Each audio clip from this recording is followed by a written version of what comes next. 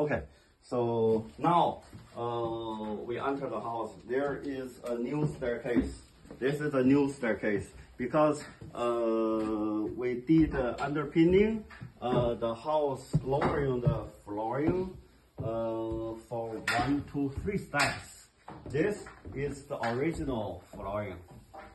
This is the new level of the floor. So this is the difference between the original and the right now.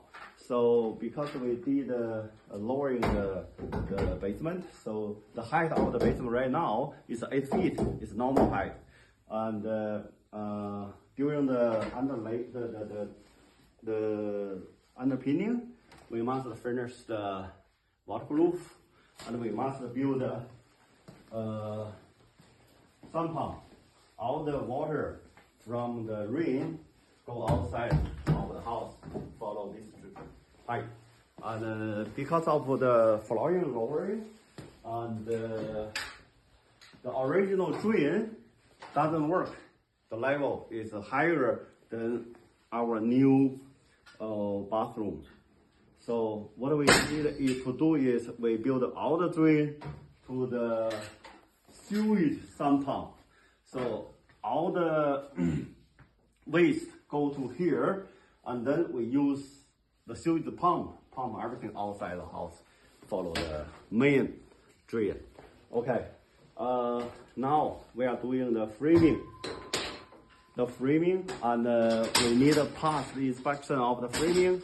We need to pass the inspection of the plumbing and the electrical, and then we finish the drywall and water and insulation. So today we have the good policy of the City of Toronto for the loan of the second unit. If you have a house, I recommend you to build the second unit as extra income for your family in this higher mortgage cost. Okay. Okay. Today I show you everything. So the cost of this project, underpinning should be cost $50,000 to $60,000, and all the renovation, flooring, framing, plumbing, electrical, everything should be another $60,000 to $80,000. So totally the cost around $120,000 to $150,000. So if the government give you $80,000, so you can just arrange another $50,000, $60,000 from your pocket.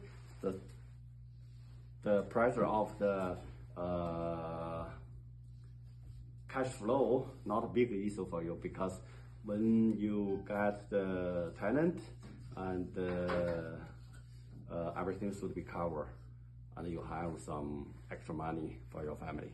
Okay, today done. Next time when I finish everything, I will show you how beautiful the basement was. Bye bye.